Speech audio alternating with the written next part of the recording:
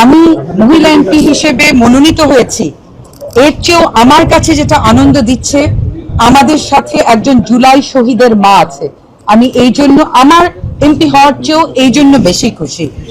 এবং আমি ধন্যবাদ জানাতে চাই জামাতি ইসলামী নেতৃত্বাধীন 11 দলীয় জোটের এই সিদ্ধান্তকে, যারা যেখানে দেশের মানুষ একটা অস্বস্তিকর পরিস্থিতিতে আছে, দ্বিধা বিভক্তি, সেখানে এই 11 দলীয় জোট প্রমাণ করলো একটা ঐক্যের এবং ঐক্যের বার্তা দিল।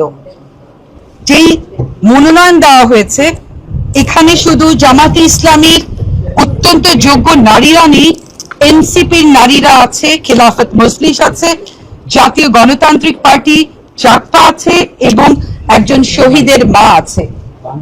এই ঐক্য জাতিকে বার্তা দিচ্ছে দেশ গঠনে এবং দেশের সকল সংকটে আমরা ঐক্যবদ্ধ থাকব। আমি ধন্যবাদ জানাতে চাই এই 11 দলীয় ঐক্য জোটকে। আরেকটি কথা বলবো, যে জুলাইয়ের উপর দাঁড়িয়ে আজকে আমরা এখানে স্বাধীনভাবে কথা বলতে পারছি এবং দেশের 70% মানুষের রায় যেখানে গণভোটের, সেই রায় বাস্তবায়নের জন্য আমরা ঐক্যবদ্ধভাবে কাজ করব